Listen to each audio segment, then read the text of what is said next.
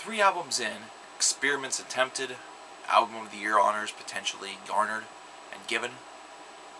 What more did Mastodon have to prove? Well, actually a lot. Mastodon's fan base had grown further and faster than they probably could have imagined. However, with their 4th album, those fans would potentially be put to the test. The test would be simple. It would be to undergo and undertake an album that they had just released and see how they would react. That album was Crack the Skye. It was just released a couple of years ago. In fact, it was one of the very first reviews that I ever did on my old channel, Cover Killer, before that one got suspended.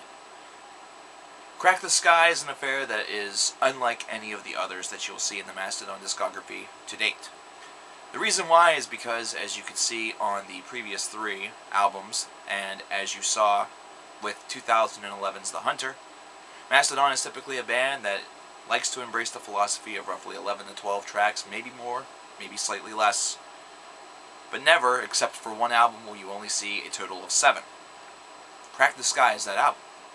Crack the Skye is the album that is only 7 tracks and actually takes their sludgy and prog sound to near conceptual prog rock territory, toward yes territory, towards territories that many Mastodon fans never ever thought that they would tread.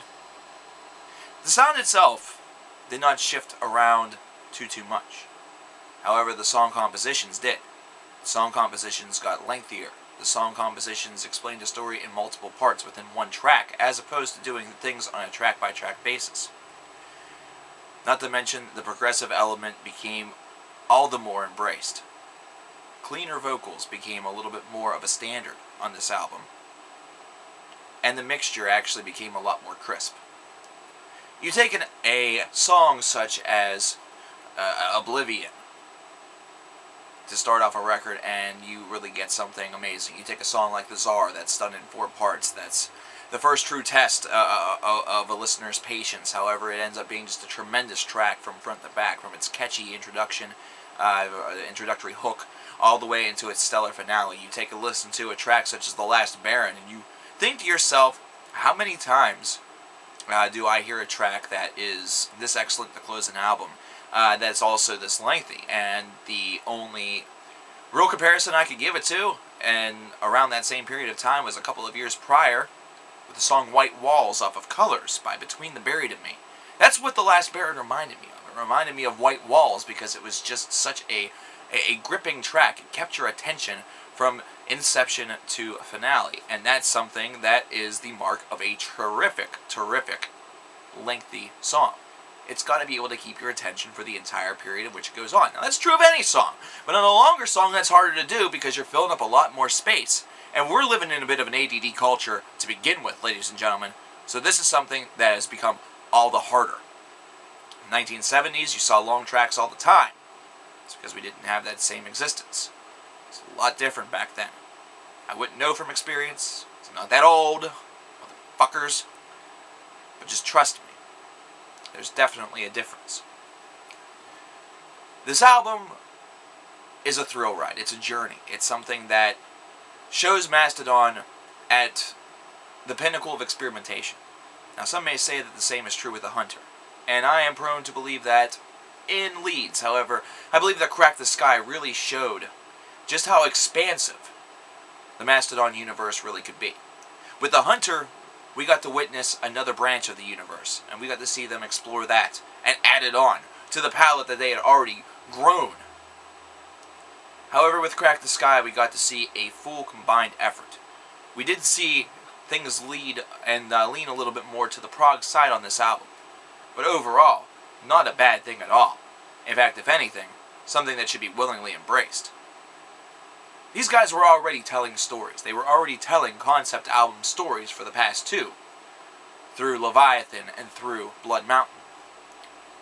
There's no difference with Crack the Skye. However, the way in which they did it, the framework, the philosophy, changed a little bit. So, it's of no surprise that this worked. It's of no surprise that this was a successful experiment by the band. Because it was something they were already doing, only in a slightly different way, but they easily could have divided their previous 2 albums into perhaps 5 or 6 long, lengthy songs with multiple parts and perhaps would have gotten the exact same acclaim and the exact same outcome. However, they didn't. They did with Crack the Skye, and with Crack the Skye it worked. It functioned perfectly. And the 7 tracks are able to keep you engaged. This is not something where you're finding yourself skipping over things. Perhaps someone may say that tracks 5 and 6 are a tad weak, but that's a matter of opinion. I think that the album flows as a whole in a very, very nice, universal, and united fashion. There is a lot of balance on this album. It's very unique. And this is also my favorite Mastodon album. And that was really funny. This is clearly my favorite Mastodon record. The Hunter is up there, probably within the top 3. But Crack the Skye right now, 5 albums into their career, is as good as it gets for me. And that's pretty damn good. This is an album that exposed and explored new territory. And it was one that was not afraid to take some daring leaps and take some risks. It was not afraid to do something that they were already previously doing, but only in a different way.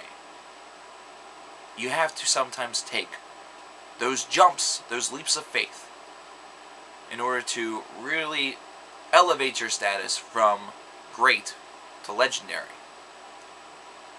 With Crack the Skye, Mastodon was not only on my radar, but they were starting to trend up lists of favorite bands of all time. That is how powerful this album is. For all the numbers of tracks that the first 3 were able to boast, I believe I've listened to Crack the Skye the most. I believe that Crack the Skye has Blood Mountain beat by a narrow margin, but then you have to factor in the fact that there are many fewer tracks on Crack the Skye. So it's being spun more often. I want to know what you guys feel about Crack the Skye. Was this as large of an experiment as maybe I feel it is? Was this as big of a bold of a leap, of a risk that I think that it is? Do you agree with that? What is your explanation on the philosophy of Crack the Skye? And of course, be sure to move on after this to The Hunter, which I of course covered last year, to finish up the current discography of the band Mastodon.